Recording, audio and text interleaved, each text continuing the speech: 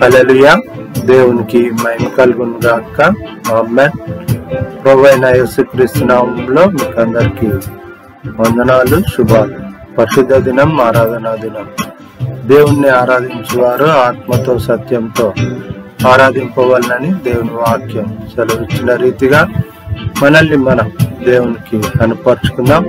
దేవుడు చేసిన మేళ్ళన్నిటిని బట్టి దేవునికి కృతజ్ఞతలు.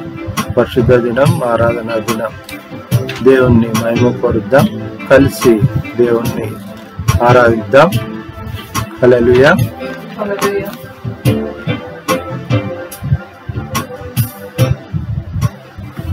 పాటల ద్వారా ఆరాధన ప్రారంభించుకుందాం. హల్లెలూయా.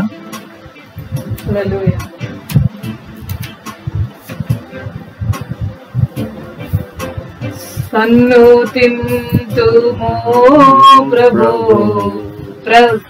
సదమల మగు భక్తితో, సన్నుతింతుమో ప్రభు సదమల మగు భక్తితో, కన్న తండ్రి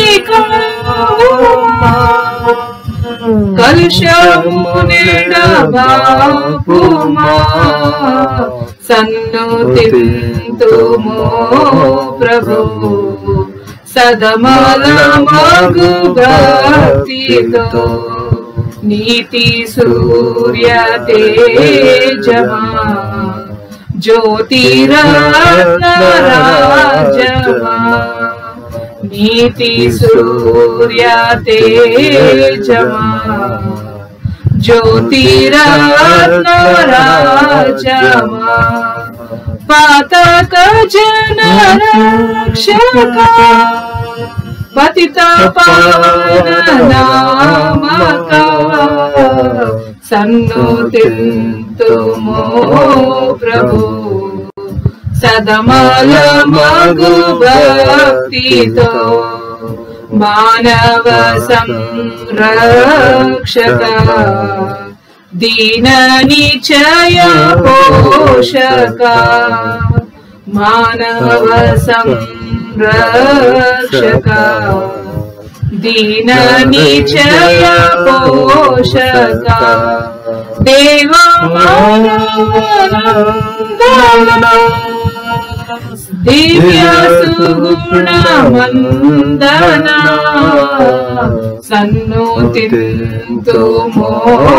ప్రభు సదమల మగు భక్తితో, ప్రేమ తత్వ బోధక క్షేమదాత నీవేగా, కామిత ఫలదాయక స్వామి సునాయక, సన్నుతింతుమో ప్రభు సదమల మగు భక్తితో, ప్రేమ తత్వ బోధక క్షేమదాత నీవేగా, కామిత ఫలదాయక స్వామి సునాయక, సన్నుతింతుమో ప్రభు సదమల మగు భక్తితో, పాప చింతలన్నిటిన్ పారదోలుమో ప్రభు, నీ పవిత్ర నామము నిరతము స్మరించేదన్, సన్నుతింతుమో ప్రభు సదమల మగు భక్తితో. హల్లెలూయా. హల్లెలూయా. మరొక పాట ద్వారా దేవుణ్ణి మహిమపరుద్దాం. హల్లెలూయా. స్వరమెత్తి దేవుణ్ణి స్తుతిద్దాం. భీకరుండవు మా యెహోవా పీఠమెదుటన్ గూడరే భీకరుండవు మా యెహోవా పీఠమెదుటన్ గూడరే ఏకమై సాష్టాంగపడి సర్వేశ్వరుని గొని యాడరే భీకరుండవు మా యెహోవా పీఠమెదుటన్ గూడరే మట్టితోనే మమ్మునల్ల మానవులుగా సృజించెను ఇట్టి శక్తుండవు మెచ్చుగా మదీనంతుము భీకరుండవు మా యెహోవా పీఠమెదుటన్ గూడరే ఏరి తోడు లేక మమ్ము సర్వేశ్వరుడు సృష్టించెను దారుని దానొక్కడేన దైవమని పూజితుము భీకరుండవు మా యెహోవా పీఠమెదుటన్ గూడరే వేది సంగీతములుపై మింటనారవ ముందను చాటరే సన్నుతప్రభువందను భీకరుండవు మా యెహోవా పీఠమెదుటన్ గూడరే మిక్కిలి కష్టములతో నేటికి నివాల్గొందను దిక్కులేని గొర్రెలను తిరుగజేర్పమందను భీకరుండవు మా యెహోవా పీఠమెదుటన్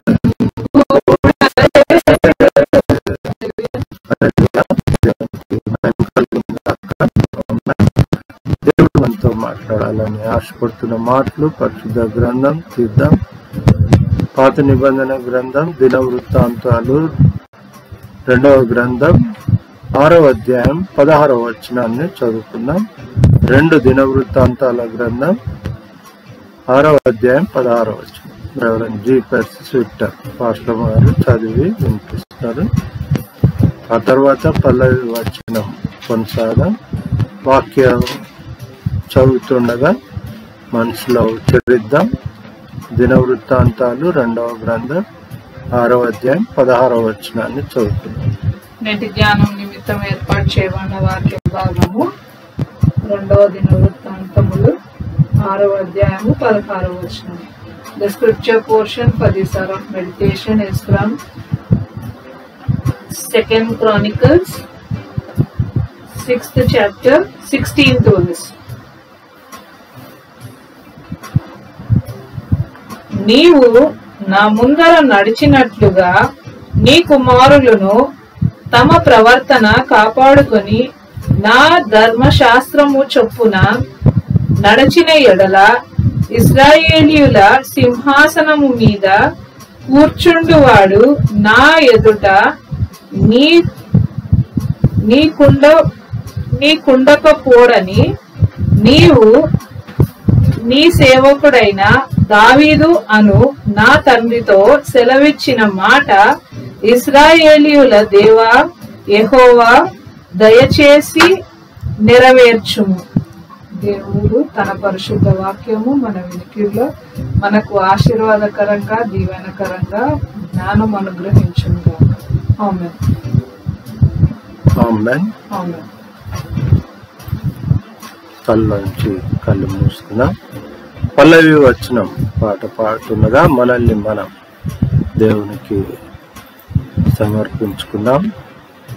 హృదయాలు, మనస్సు, ఆలోచనలు, అంతరంగం, జీవము ముద్రింపబడు రీతిగా, అందుకు తగిన రీతిగా మనల్ని మనం పరీక్షించుకుందాం. యోగ్యమైన రీతిలో దేవుని యొక్క సన్నిధి మనల్ని మనం కనపరుచుకుందాం. పల్లవి వచనం పాట పాడుతుండగా దేవుడు చేసిన మేళ్లను కృతజ్ఞతలు తెలియచేద్దాం. గడిచిన దైవ సన్నిధి నుంచి దైవ సన్నిధి వరకు దేవుడు మనల్ని సంరక్షించి సరి సంఖ్యలో చేర్చిన దేవుడు. అందుని బట్టి దేవునికి కృతజ్ఞత. హల్లెలూయా. రుచి చూచి ఎరిగితిని యెహోవా ఉత్తముడనియు. రుచి చూచి ఎరిగితిని యెహోవా ఉత్తముడనియు. రక్షకుని ఆశ్రయించి నేధన్యుడనైతిని. రుచి చూచి ఎరిగితిని యెహోవా ఉత్తముడనియు. గొప్ప దేవుడవు నీవే, స్తుతులకు పాత్రుడనీవే. తపతారాధింతు దయాళుడవు నీవే. రుచి చూచి ఎరిగితిని యెహోవా ఉత్తముడనియు.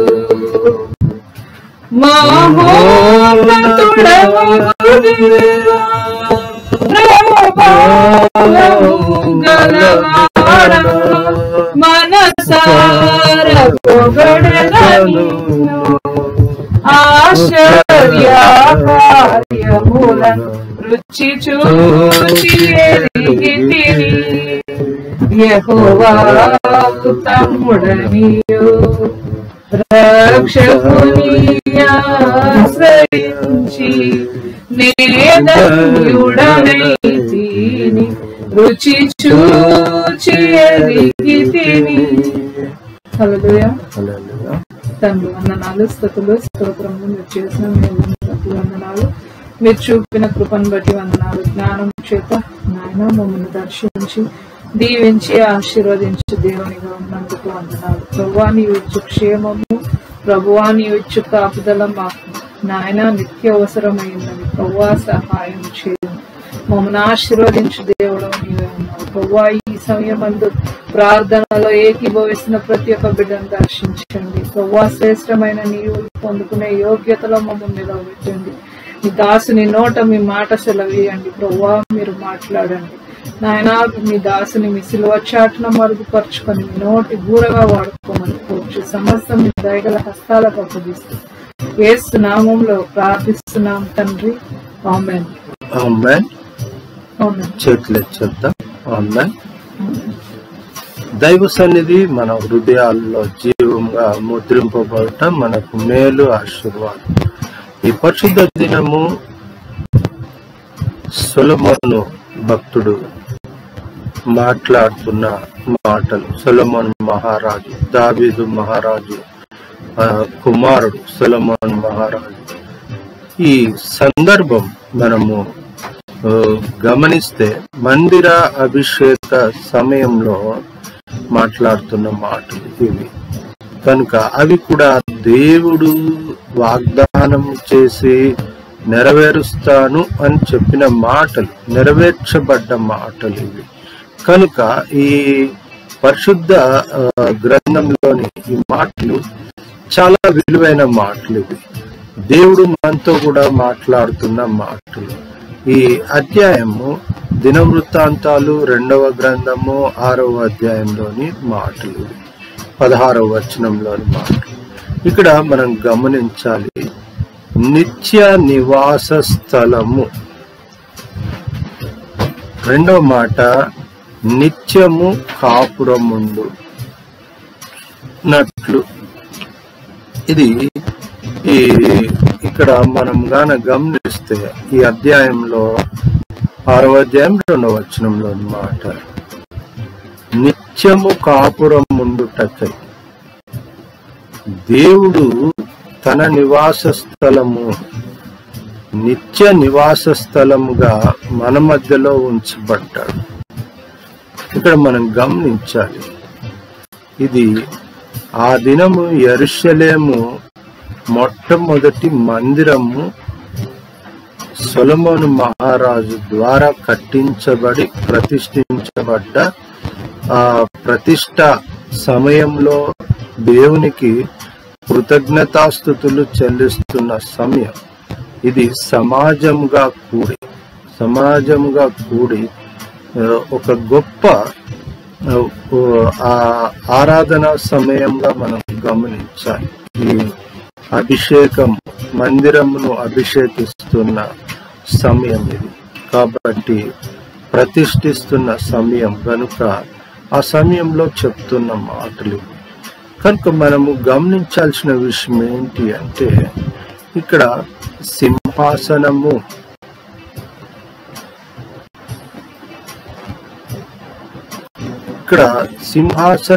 అన్న ఒక మాట తెలియచేయబడింది. ఇది ఏంటిది అంటే, తరతరములు ఆ సింహాసనానికి ఒక రాజుగా ఉంటున్నాడు. ఇక్కడ ఒక మాట మనము గుర్తు చేసుకోవాలి, దావీదు కుమారునికి జయము, హోసన్నా హోసన్నా. ప్రభు పేరట వచ్చేవాడికి జయము, హోసన్నా హోసన్నా. కాబట్టి ఈ మాట మనము ఆ మట్టలాదివారం రోజు యెరూషలేము జయ ప్రవేశంలో ప్రభువైన యేసుక్రీస్తు వారు ఆ గాడిద పిల్ల మీద ఎక్కి వస్తున్నప్పుడు ప్రజలు పలికిన మాట ఇది. ఇక్కడ మనం గమనించాలి, తరతరములు సింహాసనము అనేది. ఇది సింహాసనాసీనుడైన దేవుడు ధవలవర్ణ సింహాసనము అని కూడా మనం ప్రకటన గ్రంథంలో చూస్తాం. ప్రభువైన యేసుక్రీస్తు వారు సింహాసనాసీనుడుగా ఉన్నాడు అన్నది మనం గమనించాలి. ఇది భూమి మీద దావీదుకు చేయబడిన వాగ్దానము, రాజ్య సంబంధమైనది. ఇక్కడ నివాసము, కాపురము అన్న మాట గమనిస్తే స్థలము అన్న ఒక అంశంతో ముడిపడి ఉంది. అంటే ప్లేస్ అన్నది ఇక్కడ మనము కనెక్ట్ చేస్తుంది. ఏ ప్లేస్, ఎక్కడ, ఎలా నువ్వు కనెక్ట్ చేయబడుతున్నావు దేవునితో అన్నది. నువ్వు మనుషులతో కనెక్ట్ కావడానికి ప్రత్యేకంగా ఒక 1 hour కానీ అవర్స్ టుగెదర్ కానీ జీవితం అంతా కానీ చెప్పాల్సిన పని లేదు.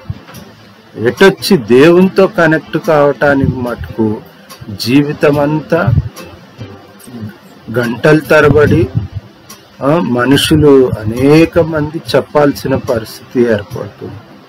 అదే ఒక మనిషితో ఇంకో మనిషి కనెక్ట్ కావడానికి మటుకు ఎవరికి ఏ విధమైన జ్ఞానము చెప్పే పరిస్థితి లేదు. అంత ఈజీగా ముందుకు కొనసాగుతున్నారు. ప్రియమైన దైవ జన్మ గమనించాలి, మనిషి ఈ దినము దేనికి విలువిస్తూ ఉన్నాడు, దేవునికి విలువ ఇవ్వటం లేదు అన్నదానికి కూడా ఇదే సాదృశ్యం. ప్రియమైన దైవ జన్మ, దేవుని నిత్య నివాస స్థలము అన్నది చాలా ప్రాముఖ్యమైనది. అది అంతం లేనిది. అది ఆత్మ నివాసం చేసే స్థలము, నిత్య నివాస స్థలము. అది మనుష్య ఆత్మ కాదు, దేవుని ఆత్మ. కనుక దేవుని సన్నిధి, దేవుడే నివాసం ఉంటున్నాడు. అందుకనే అక్కడ 2వ వచనంలో గమనిస్తే గాన, నీవు నిత్యము కాపురం ఉండుటకై నిత్య నివాస స్థలంగా నేను ఒక ఘనమైన మందిరమును నీకు కట్టించి ఉన్నాను అని చెప్పి,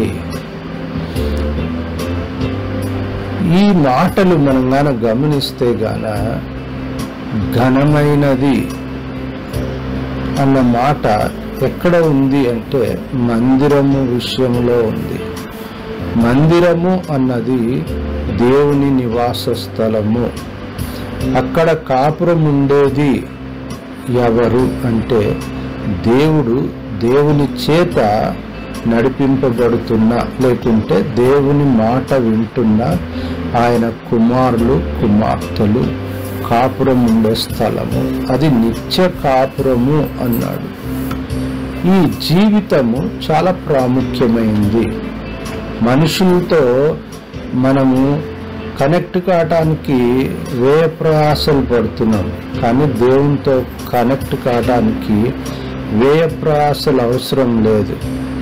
అక్కడ రాసిన 2 మాటలు మనం గాన గమనిస్తే 16వ వచనం చదువుకున్న వచన భాగంలో ధర్మశాస్త్రము అన్నది ఒక మాట, రెండవ మాట వచ్చి ప్రవర్తన అన్నది రెండవ మాట. ఈ 2 జాగ్రత్తగా చూసుకోవాలి. ఎవరు చూసుకోవాలి అంటే తండ్రి తర్వాత కుమారులు, వారి తర్వాత వారి కుమారులు, వారి తర్వాత ఇంకా వారి కుమారులు, అంటే తరతరములు కొనసాగించాలి. ఏమి కొనసాగించాలి అంటే తమ ప్రవర్తనను కాపాడుకొని. అంటే ఇప్పుడు గమనించాల్సిన విషయం ఏంటి అంటే దేవుడు ఒక ప్రవర్తనను ఇచ్చాడు. ఆ ప్రవర్తనను దావీదు కనుగొన్నాడు, దాన్ని అనుసరించాడు. ఆ ప్రవర్తనలో ఆయన తరువాత కుమారులు తరతరములు వాళ్ళు అనుసరించాలి అన్న ఉద్దేశంతో ఈ మాట పలుకుతున్నాడు. అందుకనే నీవు నా ముందర నడిచినట్లు నీ కుమారులను తమ ప్రవర్తనను కాపాడుకొని నా ధర్మశాస్త్రము చొప్పున నడిచిన ఎడల ఇశ్రాయేలీయుల సింహాసనం మీద కూర్చుండువాడు నా ఎదుట నీకుండక పోవునని నీవు నీ సేవకుడైన దావీదు అను నా తండ్రితో సెలవిచ్చిన మాట ఇశ్రాయేలీయుల దేవా యెహోవా దయచేసి నెరవేర్చుము. ఇక్కడ నెరవేర్చుము అన్న మాట ఏంటి నెరవేర్చాలి? మొదటిది నెరవేర్చాడు. ఏది? నిత్య నివాస స్థలము అనేది నెరవేర్చాడు. ఎవరి ద్వారా? దావీదు కుమారుడైన సొలొమోను ద్వారా నెరవేర్చాడు. ఇప్పుడు నిత్య కాపురము అన్నది నెరవేర్చబడాలి. నిత్య కాపురము అనేది ఒక సంసారము, కాపురము అన్నది మనం గాన గమనిస్తే ఇది ఫ్యామిలీకి సంబంధించింది, కుటుంబానికి సంబంధించింది, కుటుంబ వ్యవస్థకు సంబంధించింది. తల్లిదండ్రులు, కుమారులు, కుమార్తెలు, గృహానికి సంబంధించింది. వాళ్ళు ఏం చేయాలి, ఏం చేస్తే అది నిత్య కాపురం అవుతుంది అంటే తమ ప్రవర్తన కాపాడుకోవాలి. ఏ ప్రవర్తన? సత్ప్రవర్తనను కాపాడుకోవాలి. చెడ్డ ప్రవర్తనలోకి మంచి ప్రవర్తన ఇమిడిపోకుండాన్నట్లు అది జాగ్రత్త పరచుకోవాలి. అందుకనే నా ముందర నీవు నడిచినట్లు అంటున్నావు. ఎవరి ముందు నడుస్తున్నాం ప్రవర్తన అంటే మనల్ని చూసి పాయింట్అవుట్ చేసి నువ్వు ఇలా ఉండకూడదు, నువ్వు ఇలా ఉండాలి అనేటోళ్ళ ముందు మాత్రమే జాగ్రత్తగా ఉంటాం. కానీ ఇక్కడ మనం గమనించాలి, దేవుడు నిన్ను పాయింట్అవుట్ చేయడు. నువ్వు ఇలా ఉండు, ఇలా ఉండు, ఇలా ప్రవర్తించు, ఇలా ప్రవర్తించకని ప్రతి క్షణము పాయింట్అవుట్ చేయడు. ఎందుకు? ఆయన ఒక ఫైనల్ తీర్పు పెట్టాడు. మనుషుల వివేచన, దేవుని యొక్క జ్ఞానము వేరు. మనుషులు తీర్పు తీర్చటానికి అవకాశం లేదు. మనవి చేయటానికి, హెచ్చరించటానికి, గద్దించటానికి మాత్రమే అవకాశం ఉంది. అందుకు వాళ్ళు ఏం చేస్తారంటే మాటికి చెప్తుంటారు, ఇలా ఉండు, అలా ఉండకు అని. కానీ విసుక్కుంటాం. వాళ్ళకి తీర్పు తీర్చే అవకాశం లేదు. వాళ్ళు జడ్జెస్ కాదు, జడ్జిమెంట్ ఇవ్వలేరు. అందుకు హెచ్చరిస్తుంటారు, విసుగు వస్తుంది మనకి. కానీ దేవుడు ఓపికగా ఉంటాడు. ఎంతవరకు ఓపికగా ఉంటాడంటే, నువ్వు తీర్పులోకి వచ్చి తీర్పులో తీర్చబడి ఎక్కడికి వెళ్తావు అంటే, ప్రవర్తనను కాపాడుకున్నావా? నిత్య నివాస స్థలము నిత్య కాపురము. మనము నిత్య నివాస స్థలము భూమి కాదు, నిత్య కాపురము మన యొక్క గృహము కాదు, ఈ లోక సంబంధమైంది కాదు. ప్రియమైన దైవ జన్మ, జాగ్రత్తగా మనం గమనిద్దాం, ప్రవర్తన కాపాడుకోవాలి. ఇప్పుడున్న ఈ జీవితానికి దేవుడు అన్న ప్రస్తావనలో ఎంత జ్ఞానం కలిగి ఉన్నాం, ఎంత భక్తి కలిగి ఉన్నాం, ఎంత విశ్వాసాన్ని కలిగి ఉన్నాం. నీకు ఒక సింహాసనాసీనుడైన దేవుడు ఉన్నాడు. అక్కడేమో రాజుకు రాజ్యము, రాజ్యానికి సింహాసనము, సింహాసనానికి రాజు ఉండాలి. కనుక దావీదుకు ఆ యొక్క ఆశీర్వాదాన్ని ఇచ్చాడు. మళ్ళీ నీ రాజ్యము, నీ సింహాసనము, నీ యొక్క రాబో కుమారులు చేయాల్సిన పని ఏంది అన్నది ఒకసారి విడమర్చిగాన మనం చూసుకుంటే గాన, నీ రాజ్యము అన్నది ఏంటిది అంటే పరలోక రాజ్యం. సింహాసనాసీనుడైన దేవుణ్ణి చూడగలిగిన భాగ్యమే నిత్య నివాస స్థలము. అతనితో మనము సింహాసనాసీనుడైన ప్రభు రక్షకుడు, తిరిగి మెస్సయ్యగా రానైన యేసు ప్రభు వారు,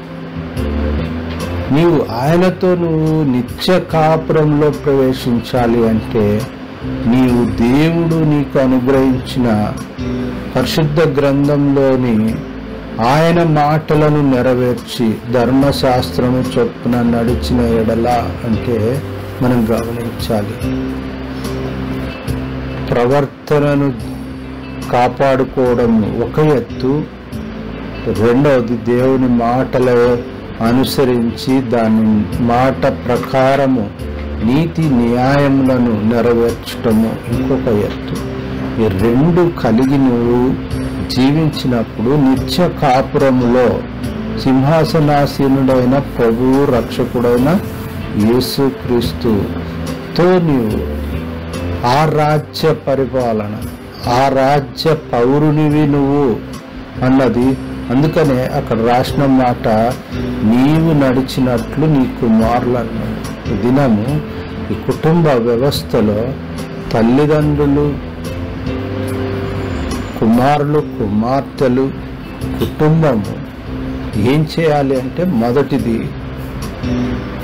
భయభక్తులు కలిగిన ప్రార్థనాపూర్వకమైన వినయ విధేయతలు విశ్వాసము నెరవేరుస్తున్న మన పెద్దలను, పూర్వీకులను, తల్లిదండ్రులను అనుసరించి తమ ప్రవర్తనను కాపాడుకొని ధర్మశాస్త్రము చొప్పున దేవుని చిత్తమును, మాటను, భయభక్తులను నెరవేరిస్తే ఆ రాజ్య ప్రవేశానికి నీవే కాదు, నీ తర్వాత కూడా నీ కుమారులు, కుమార్తెలు ప్రవేశించే అర్హత.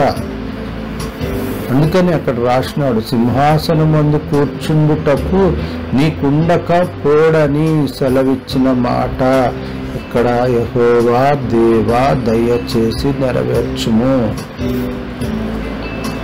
మందిరం కట్టాడు కదా, నా పని అయిపోయింది అనుకోలేదు అక్కడ సొలొమోను మహారాజు.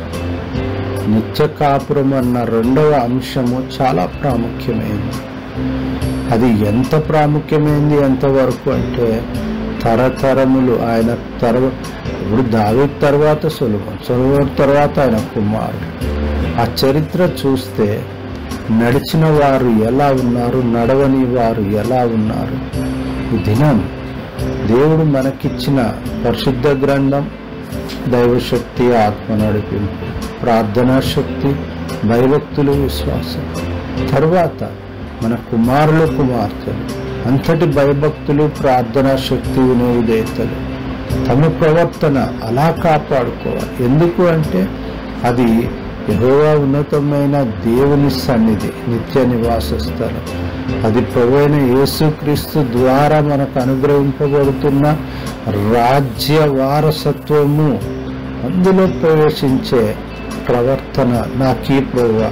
అందుకనే దయచేసి యెహోవా దేవా దయచేసి నెరవేర్చండి ప్రార్థన. ఇది మనవి చేస్తున్నాం కనుక ఈ దినం అలాంటి ఘనమైన మందిరము, మనము ఆరాధించే నివాస స్థలము నిత్యమైన నివాస స్థలం కాదది.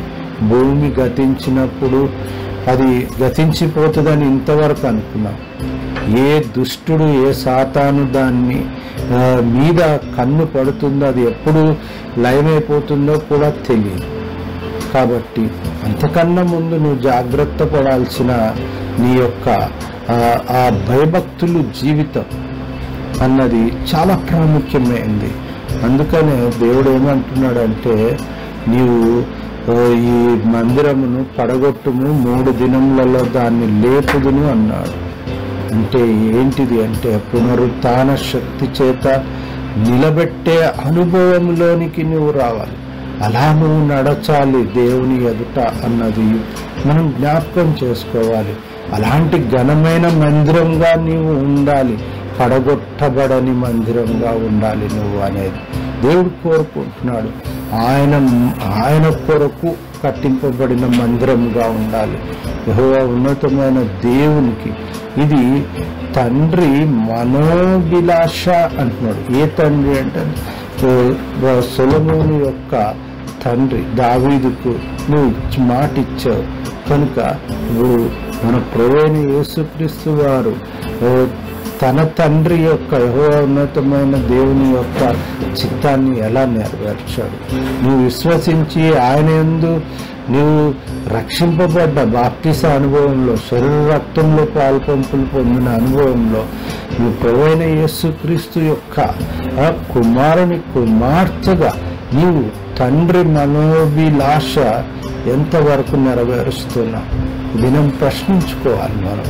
మన భయభక్తులలో మనల్ని మనం మెరుగుపరుచుకునే సమయం ఇది. ఎందుకు అంటే లోకంలో ఒక మాట రాయబడ్డ మాట, దేవుడు హస్తకృతమైన ఆలయంలో నివాసము చేయడు. హస్తకృతం కాని ఆలయం ఏంది అంటే నీ హృదయం. దేవుని హస్తములతో నిర్మింపబడిన మానవుని యొక్క హృదయం. కనుక దేవుని యొక్క హస్తకృతమైన దేవుని నివాస స్థలమైన నీ హృదయంలో ఆయన మాటలు, ఆయన భయభక్తులు, ఆయన ప్రేమ, ఆయన యందు లోకంలో నీ ప్రవర్తనను కాపాడుకొంచు దేవుని మహిమపరచాలి. అలా నాకు సహాయం చేయి అన్న బిడ్డలు తల్లోంచి కళ్ళు మూసుకుందాం. ముగింపు ప్రార్థన, దైవాశీర్వాదం, ప్రభు నేర్పిన ప్రార్థన సెలవు కీర్తనతో ఈ పరిశుద్ధ దినం దైవ సన్నిధి ఆరాధన ముగించుకుందాం. ప్రార్థన చేసుకుందాం. తల్లోంచి కళ్ళు మూసుకుందాం. పరిశుద్ధుడమ్మ ఉన్నతుడా, సర్వశక్తి మికిల్ దయ ప్రేమ గొప్పకనికరంగాలైన కృతజ్ఞతలు స్తోత్రాలు. నా నోటి మాటలు మా అందరి హృదయ ధ్యానము మీకు అంగీకారకృతమవునుగాక. మా హృదయాల్లో నీ ఆత్మ సంబంధమైన హస్తకృతము కానీ నాయన ఆలయము, నీ హస్తకృతమైన హృదయం అనే దేవుని ఆలయంగా అది తీర్చిదిద్దబడి ప్రతిష్ఠింపబడి తండ్రి మనోభిలాషను నెరవేర్చినట్లు నాయన మా కొరకు ప్రాణం పెట్టి నాయన తన శరీర రక్తములలో పాలి భాగస్థులనుగా చేసి పునరుత్థాన శక్తి చేత మమ్మలను ముద్రించిన ప్రభువైన యేసుక్రీస్తు యొక్క మనోభిలాషను నెరవేర్చే కుమార్తెలుగా తీర్చిదిద్దండి. నా నోటి మాటలు మా అందరి హృదయ ధ్యానం మీకు అంగీకారకృతమవుగాక. నాతో మాట్లాడిన మాటలు హృదయంలో ముద్రించండి, జీవితంలో నెరవేర్చండి. యేసు రక్తం పోషిస్తున్నాం, దయించి అగ్ని ఆత్మ వాక్కులు దర్శిస్తున్నాం. తండ్రి నీ నామం బట్టి మోకరిస్తున్న బిడలు, కన్నీళ్లు కారుస్తున్న బిడలు, దుఃఖపడుతున్న బిడలు, ప్రభువా నీవే మా దేవుడు అంటున్న బిడలను మీరు దర్శించండి, ముట్టండి, తాకండి, స్వస్థపరచండి, దీవించి ఆశీర్వదించండి. విద్యా ఉద్యోగం, లైఫ్ సెటిల్మెంట్, చేతివని కష్టార్థము నైనా నూరంతలు ఫలింపచేయండి. క్షేమము, ఆశీర్వాదము, రాకపోకలు, ప్రయాణాలు నాయన, డ్రైవింగ్, స్కూలు, విద్యా ఉద్యోగము జ్ఞాన వివాహం, లైఫ్ సెటిల్మెంట్ వీటిని జోక్యం చేసుకోనండి. సమకూడి మేలు జరిగించండి. నీ సన్నిధి తోడుగా ఉంచండి. క్షేమము, ఆశీర్వాదము, ఆత్మ నడిపింపు మెండుగా దయచేయండి. సమకూడి మేలు జరిగించండి. చేసిన మేళ్ళన్ని బట్టి కృతజ్ఞతలు. తిరిగి ఇలాగూ మిమ్మల్ని సమీపించి మయంపరచే పర్యంతం సంరక్షించే సంఖ్యలో చేర్చు, విజయులుగా ఆశీర్వదించము. చేసిన మేళ్ళన్ని బట్టి కృతజ్ఞతలు. యేసు నామములో ప్రార్థన చేస్తున్నాం తండ్రి, ఆమేన్. చేతులు చెప్దాం. ఆమేన్. దైవాశీర్వాదం తండ్రి, కుమార, పరిశుద్ధాత్మ దేవుని సకలాశీర్వాదం, ఐశ్వర్యం, సన్నిధి, సావసం, తోడు, నీడ, కాపుదల, ఉన్నతమైన దేవుని ఆశీర్వాదం సదాకాలం వాక్యం విని గ్రహించి నెరవేర్చి దేవుని మహిమపరచు ప్రతి బిడ్డకు దేవుని ఆశీర్వాదం సదాకాలం తోడేండు.